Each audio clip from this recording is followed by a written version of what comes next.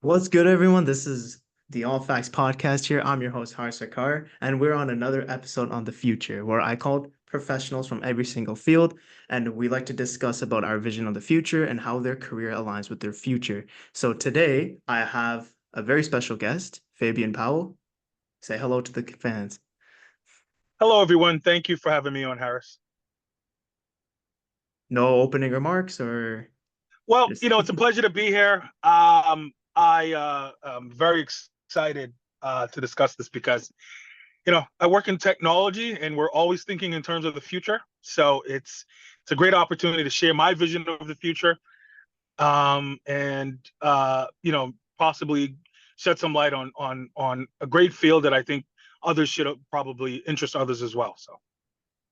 Okay, so to summarize Fabian's credentials here, so he is a U.S. privacy officer for ComputerShare. He has a JD from UMass, I'm guessing University of Massachusetts. He Yep. also has yeah, he has a JD. He practiced law in Massachusetts for a lot of years, and I don't know what LLM is, so maybe you can explain Yeah. that. It's a master's degree in law, but mine, I forgot to put this in the bio.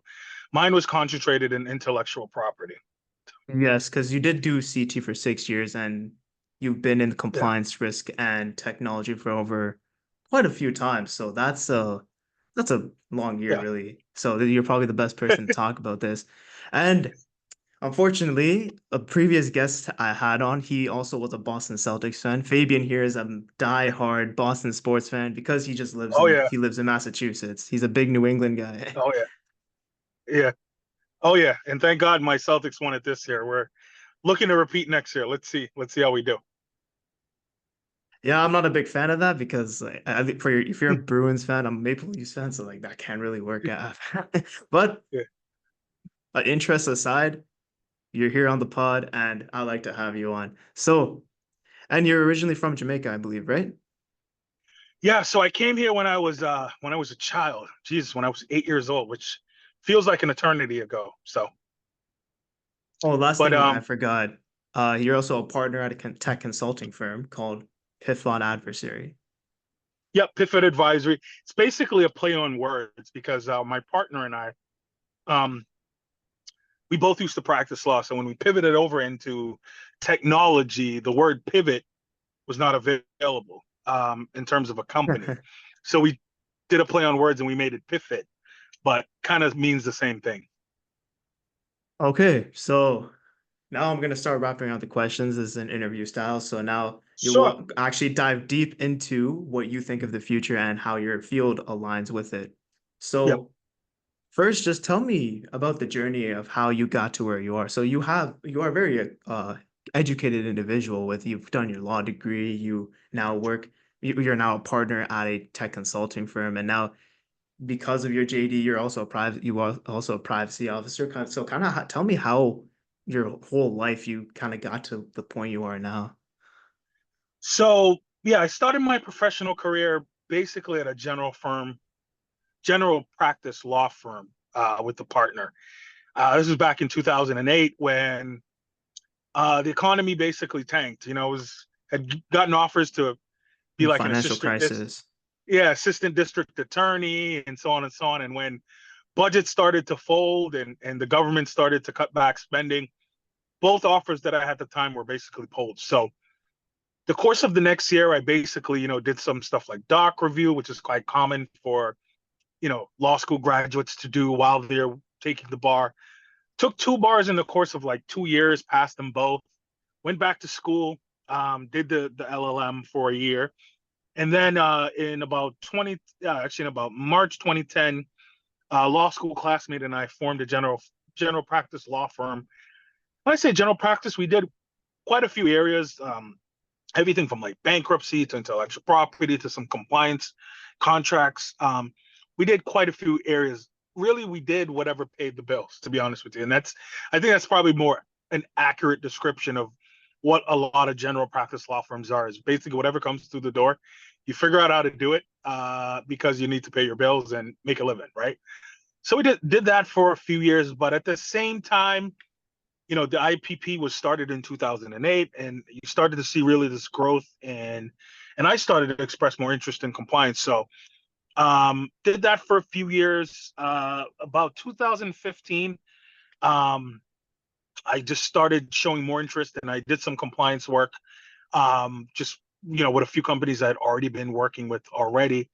I had them as clients at the law firm because we dismantled the law firm. We just said, to practice law and run a business is a very difficult thing.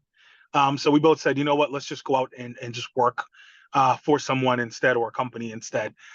So I moved on and I did some compliance, um, work for these organizations. At the same time, this is when privacy and cybersecurity really were taking off. We did quite a bit of compliance around technology related stuff.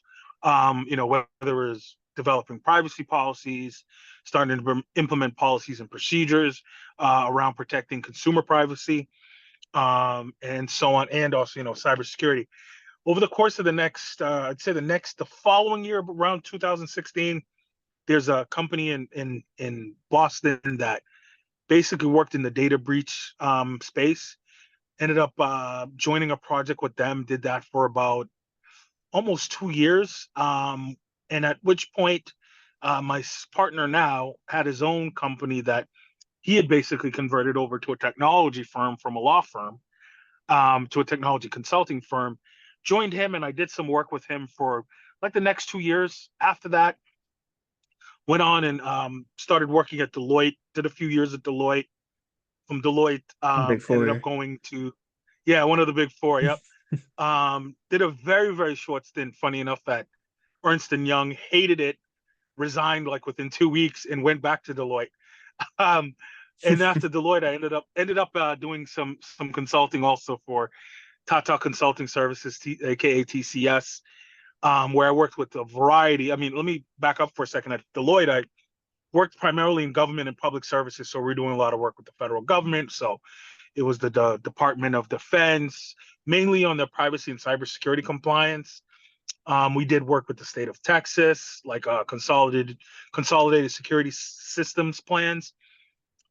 Mostly government work with Deloitte. When I went to TCS, it's mostly private. Primarily I worked with a major airline in the U.S., primarily Alaska Airlines. We did a lot around building out their privacy program. Um, and was there for a while, did a lot of work on the consumer side. Ended up leaving there and going to a company called Day and Zimmerman, which is a conglomerate that is out of Philadelphia. Did a lot of work with them for about a year, and after that, I would say I left there and I ended up at ComputerShare. Wow, that's a quite a long journey, especially for wearing multiple hats. Like first you were Yeah, in your compliance, and then you were in government, and then you're kind of going back to government with integration of technology, and yeah, then now you're full on in cybersecurity. So yeah, you kind of have to wear a lot of different hats. So yeah. this kind of I would kind of ask, tell me more about it. So what are your primary responsibilities in the current role that you actually have in all of your computer share and PitFit adversary, and how do they align with your expertise in cybersecurity and your vision for it in the future? Good question. At ComputerShare, basically you're overseeing the privacy operations. And interestingly enough, at the company, privacy falls under the overall compliance function. So we roll up to global compliance. I'm one of, I think, like 3 or 4 privacy officers broken up by region. I report to the global privacy officer. Yeah. And we look at everything from, incident management, because it's what ComputerShare actually does. It's multiple business units in multiple different areas, in various areas. But one of the primary things they do is they basically are the conduit between, you may own shares of, let's say, XYZ company. XYZ company pays a dividend, or they mail you out statements. ComputerShare is known as what's called a transfer agent. They manage that relationship between the holder of the account, which could be you, and the Yeah. company that they bought stock in. So there's a lot of things that could go wrong because all of our mailings are digital, are sorry, Yeah. automated. And there are times when, two envelopes, two statements get stuck together, and it could go to, not the intended person. One might be for the intended person, one may not. So, long story short, there's a lot of chances, given what we do, of minor incidents coming up where just because of we use automation to do a lot of this stuff. And it's we're mailing out easily millions of pieces of paper per day.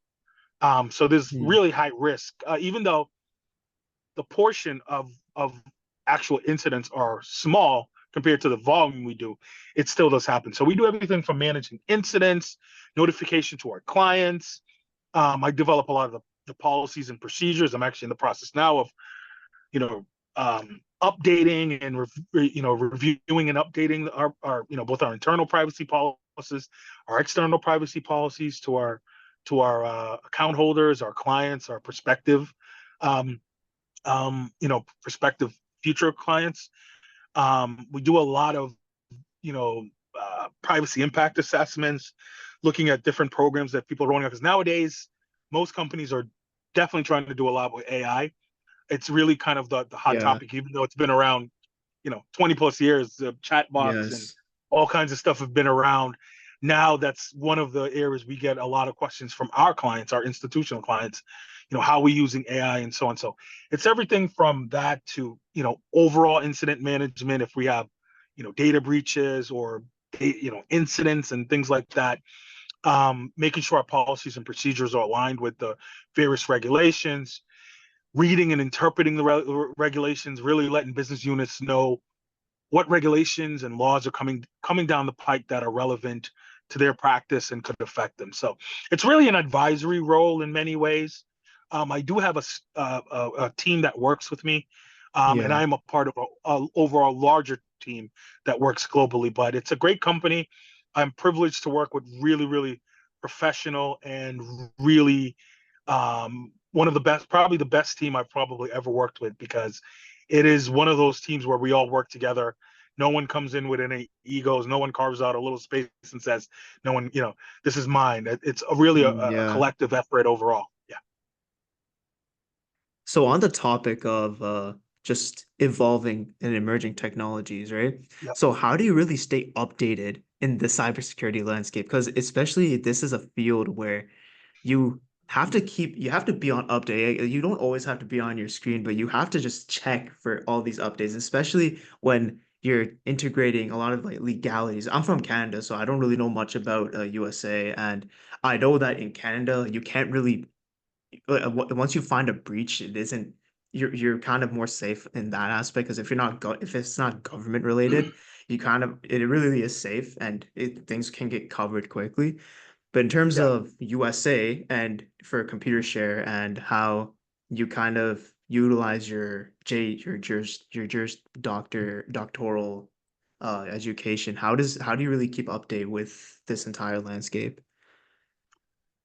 It's a very good question, because obviously, like you said, in the government space, a lot of this is dictated by contracts. So when a client hires us, we have clauses in those contracts that will say we have to notify when we're become aware within X number of hours, right?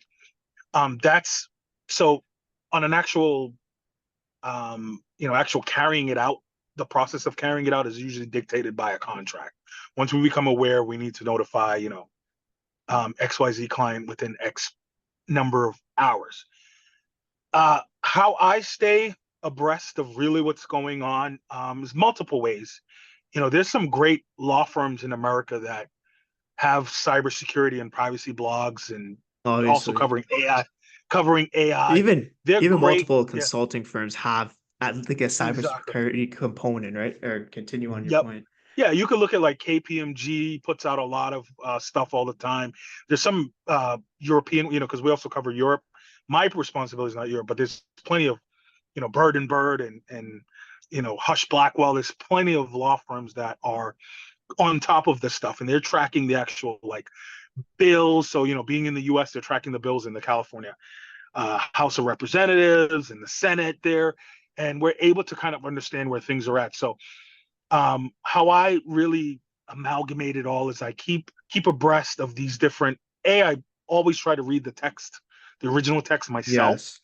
But these things, these bills, because before I went to law school, I actually worked for a senator. These things can be long. So being able to really pick out what's important through a summary was really helpful. But having the overall knowledge of the text itself also is very helpful in many ways. Um, I read the text, stay abreast, follow. There's a host of law firms, like I said, consulting firms that put out daily information on the stuff that really is helpful. LinkedIn is another great resource where folks are always putting stuff out, and you can really stay ahead of things. But it's an important. You mentioned something important. How do you stay ahead of it? When we have threat actors out there always working on this. This is a 24/7 thing. Because obviously there's Yes. other parts of when we're sleeping, there are other parts of the world that are operating. So it's always important for us to try to take some time each week, and I recommend this to everyone. Try to take some time each week and just get abreast of what's going on in whatever area you're in. Because even if you work in privacy or cybersecurity, you're going to have like a particular area that you work in. Like it just so happens that computer shares in the financial services space. So it's regulated by like FINRA and the SEC. So that helps you to kind of narrow down some of Mm. what's applicable. But yes, you're going to have state laws like California, or Colorado came out with its own AI Act that that you're going to be subject to, and you're going to be subject to it in Wow. particular if you have a cyber incident that involves someone who lives in those states. Because in the United States, there's 52, 52, data breach notification laws. So you have the Yes. 50 states plus DC and Puerto Rico.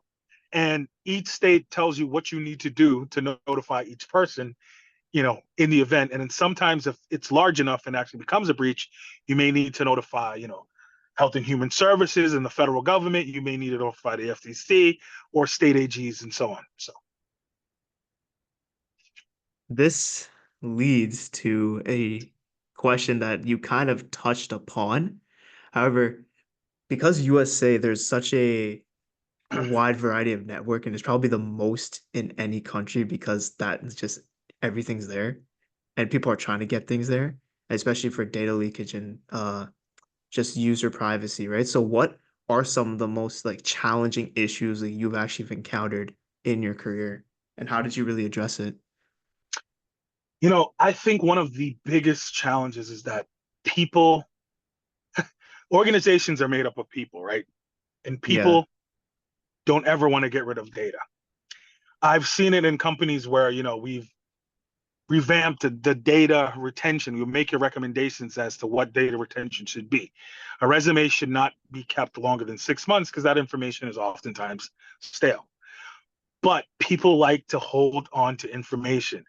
Even if they aren't using it, they feel the need to hold on to it in case they need it. So, how I've seen that the data retention issue addressed is really, and this is one of the cleverest ways, and I know they did this at Day and Zimmerman, because I worked closely with the person I reported to was the person in charge of this. But we oftentimes looked at statutes of limitations, right? So state by state statutes of limitations, whether it's the IRS financial records, I think that's like 8 years. It really, so you look record by record and according to the most relevant authority. So, like I said, whether it's tax returns or you know tax information, for lack of a better word, you look at what the IRS recommendation is and you try to keep it to that. So it'll be 8 years. Or if it's like a workers' comp thing or something like that, or a potential defense to a lawsuit, you look at how long the statute of limitation is, and that's the cutoff. But the biggest challenge I find, uh, well, let me break it off. One is people like to hold on to data too long. Hmm. Two is really having people understand how important this is, and having them kind of put themselves in our client's shoes. If someone is handling your data, you want them to treat it with care, with respect, be ethical, right? And also be careful, right? Don't just have your social security number written down on sticky pads everywhere in the office. Yes. You got to be careful. So that social engineering of people is very important to have them understand how important this is, and that there's legal, regulatory, contractual, and oftentimes fiduciary responsibilities required of us to do the right thing with people's data. So Well, it seems very tough that if any of the data, if there's just one mistake, that could completely just blow everything that was trying to go yeah, for. If you're trying to work towards, for example, of some legal issue, there's just one mistake, everything's just gone, and then everything's gonna build off that mistake. So it must be really tough to really be, especially addressing this challenge. and data is only good for so long. So and holding on to it, because most data is obviously gone digital, right? But holding on to it is actually it's not cheap. So even though you could Yes. buy gigabytes of data for X amount of dollars, I mean, when these companies have millions of records, right? And that adds up quickly. So it also becomes a cost measure to implement. How do you start to phase this data out because you don't need it, and potentially get rid of it and save the business overall. Yeah, when I was younger, I didn't really understand about how companies will spend millions and maybe the really valued ones can spend billions of dollars just for data protection. And Yeah, now you actually understand why that some like number one, it's needed for them to just keep in their records, and then two, especially for legality issues, is not for legal issues, it's just there. They don't want to just get rid of it, right? yeah, But here's the one question. It's just kind of a vague question, but it's very abstract. So, how do you sure. balance the need for security with user privacy and data protection? That's a good question. I look at it like this. Um, there's a great aphorism I heard when I was doing my privacy certifications, that security is the locks on the doors, the locks on the windows, the doors.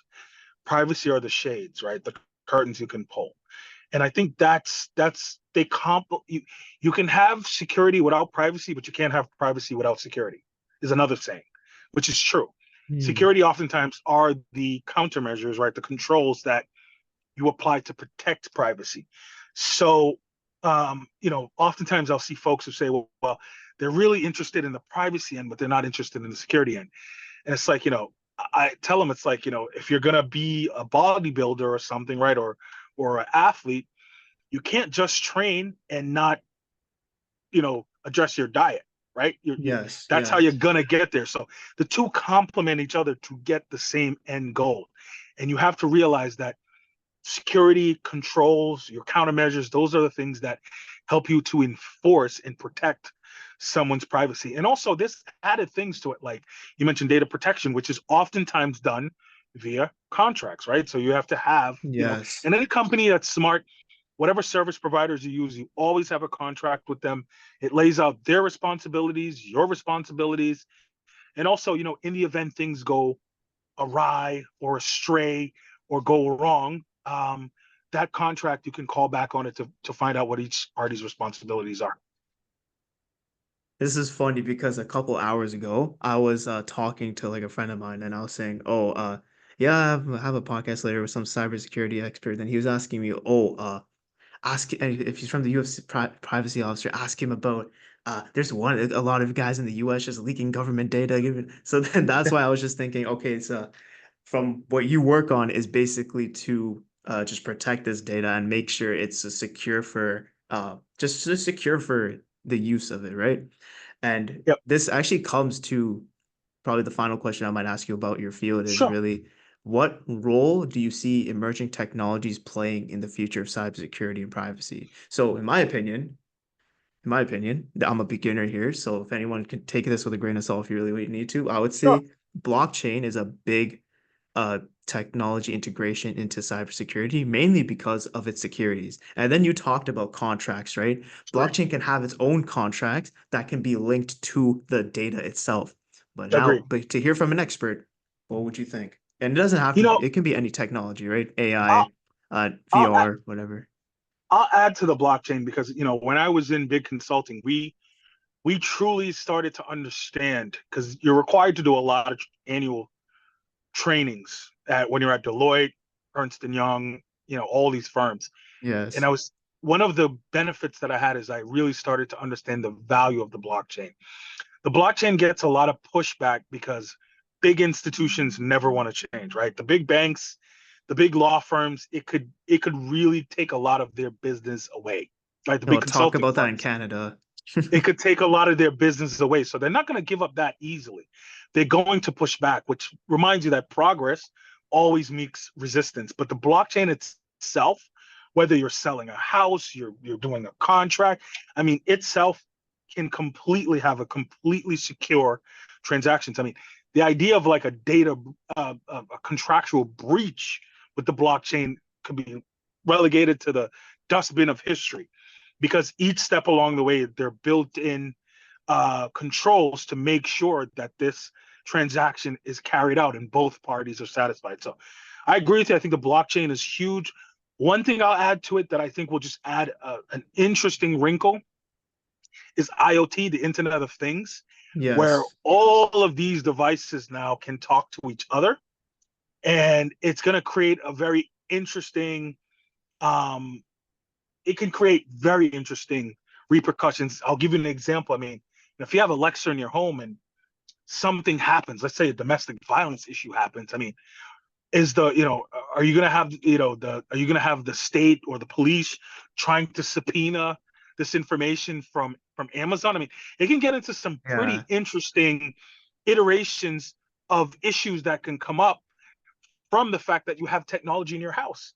You know, there was a famous case about one last thing I'll say is a famous case about 10 years ago, actually, just over 10 years ago, a New England football player named Aaron Hernandez, right? He was Yes. accused of committing Yeah. murder. He was convicted of committing murder, but he disconnected all of his cameras, which suggested that he was doing something he didn't want Hmm. to be recorded permanently. And just to show you how technology can have unintended consequences, you see it commonly when he went from Attleboro, which I actually don't live far from Attleboro myself, to Boston. They tracked him via each time his cell phone pinged the tower. So the biggest challenge, I think, for all of us, including AI in general, if I could sum it up, is the unintended consequences of technology, right? That are going to come about. We have to be conscious of that because it can be used for good, it could be used for bad, but they're just unintended consequences, period, that we have to be aware of. Yeah, it is kind of a scary thing to think about, but also it it's you'll feel more safe at home, right? You'll feel more You safe should. anywhere, really. Yeah, you should. Yeah, That's kind of you that's should. the overall goal that you've been mentioning, right? Yeah, you should. Okay, so now I'm actually so thank you for all of the insight on this. So but now I'm actually going to go to a personal uh question actually. So Sure. if someone were to come up to you or even your younger self, right? Maybe if they were to ask you, okay, what are certain skills I need to actually master in this field of cybersecurity or and what what's the best way to build a career for this? So what advice would you give that person? That's a very good question. I would certainly say follow your interests. So what interests you most? Because the old saying if you do what you love, you'll never work a day in your life is true. A lot of us experience working, um, you know, obviously, right, to support ourselves, right, in our families and Yes. so on. But I think if you pick an area that interests you, it's going to be a lot more desirable. You're gonna get more from it, and also, these are general things that I've learned, not necessarily anything in specific, but I'll add a few specifics after, in terms of like how you can get from step, A to Z, right, to actually getting a job. But embrace discomfort, embrace challenging situations. When you get comfortable is when you become, I wouldn't say you become lazy, but it challenge yourself, constantly challenge yourself, volunteer for things that you don't know how to do, figure out how to do it, because that's when you could start to see the uh, you know, your potential as to what you can do. So I definitely say jump in head first, the deep end. Um, Make yourself uncomfortable, take challenging situations. Um, find someone in the field that can be a mentor to you. That's Yeah. very helpful. Find if you're interested, if you have a most certifications require a bachelor's degree as well, at least, right, at minimum. So I'd say, find what interests you out there. If it's cybersecurity, I always recommend it to folks. It's a good area. You'll always all of these technologies require security, so you'll Yeah. never be out of work. And like I said, you can if you can get that experience in certain areas, whether it's financial institutions such as banks, insurance companies, and so on, or it might be, airlines. I mean, one of the best privacy teams that I've ever dealt with are, Alaska Airlines, American Airlines. I mean, these folks are Yeah. very good at what they do, and and if you work at an airline, guess what? You fly for free, other than paying taxes. You know what I mean? So there's some benefits there. Yeah, there's a Japanese principle known as ikigai. I Okay, don't know if I'm butchering that. So sure. it's basically a mixture of what you like to do, Yeah, what you want to do, and what you're good at. yeah, It's a mixture of all of that. So that that really could summarize the part for do something that interests you and go into a field where it's needed. It's always going to be there sure. regardless Yeah, of the time. yeah. So yeah, thank you, Fabian. That's all the questions I have for you. So if there are any questions you have for me, what field, personal, anything, you can go and ask. So I know we met at Collision. Where are you at in your journey at this point? I'm actually still in college. I'm in my junior year. Okay. And you're gonna finish when you on track to finish? I 20. actually finished in 2027 because I do have a couple work terms in between that I Okay. need to complete my degree. Yes. Yeah. I definitely recommend if you can see if you can if Deloitte does campus hires. It's really a great I learned so much working at Deloitte. Just a ton. It's one of those places that will definitely challenge you. But when you leave, you'll realize, one day I looked up and I said, how the heck do I know all of this stuff? Because you'll have a conversation with someone and you pull something out of your bag, like, where the hell did I learn that? You know what I mean? And I inevitably, so much of this comes back to my time at Deloitte. So, highly, highly recommend that for anyone I'm who's gonna out try there for looking for I'm stuff. gonna try for any of the big four. So thank you for Yeah, that. yeah, yeah. And Yeah. have you done anything interesting this summer? That's my last question. You done anything interesting this summer other than Collision? Yes. Yes, I did actually. I actually started my own sole proprietorship and helping Wow, small businesses with their financial management and their digital marketing. Yes. wow, excellent, I excellent. started to put whatever I learned in school, try to put that into use. Smart man, right? I didn't Yes. do that. Not in undergrad. I did it in grad, but not in undergrad. It's actually funny because I'm kind of back and forth about thinking, okay, maybe should I go to law school or maybe should I not go to law Yeah, school? The thing is I'm back and forth because of course more education, I can become like you, I can become a yeah, JD and then I can yeah, work at all these different firms and be to yeah, work on so many cool things, any different technologies. However, I believe I can build a more successful career without those years of school. So yeah. that's why it's back and forth. Though, however, the time will come. I will keep you Yeah, updated, don't worry. it's not. Yeah, it's not necessarily for everyone. I mean, I think you asked me a question earlier, and I'll answer this. If I could go back and do it again, there's definitely some things I would have done a little bit differently. And I can understand law school is not always for getting an MBA just to get it or a JD just to get it doesn't really make sense. If you can find a way to where you want to be without incurring those costs, I definitely recommend that people uh, you know, take that into consideration. And, Yeah. I also recommend as well that, here in the US, unless you go to really like a tier one law school, which is like Harvard, Yeah. Columbia, all the real big ones, I have definitely recommend like going part time and working. It'll help you to Hmm. mature over time, and that's the thing I wish that I had done when I went to law school. I let the school convince me to go full time. and I quit my job and I went full time. I wish I had done it part time, because there's a maturity in that process that helps, and it also helps to reduce the cost and also have an income at the same time. So Yeah, the process is similar in Canada, I can tell you that. yeah, yeah, I don't know if you know that much about the process in Canada. You were there, I don't know how many times you've been to Canada. Do you like it there? quite a few. I do. I like Toronto a lot, but I'd love to get up to, like, I've heard Vancouver is absolutely beautiful. So in the Very next year, scenic, yeah. I'm planning on checking out Vancouver. But only place I've really been in Canada is Toronto. Well, no, I've been to Montreal a couple of Yeah. times. Well, yeah, but You probably couldn't really talk French, right? So it was probably a bit a little bit, uncomfortable. a little bit. Yeah, probably we want to say au revoir, right? The very basic things, you know. Okay, well, thank you, Fabian. If that's all the questions you have, then I'm happy I answered. And thank you once again for being on this podcast meeting. And for those who are listening, I will drop Fabian's LinkedIn and his contact in the Please. description below. And so that if you have more questions to ask him, he's always free to answer those questions. So, Yep. Fabian, do you have any final remarks before we finish? Yeah.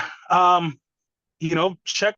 I highly, highly, highly recommend to any field you're in, check out a career in technology, because that's really where everything is going. Whether you're selling widgets, right, or whatever a company's doing, everything's headed and made better through technology. So I'd highly recommend everyone checking out technology careers. All right, wise words from Fabian. So, just as the end of the episode, I'm Haris Vikar, and we're out.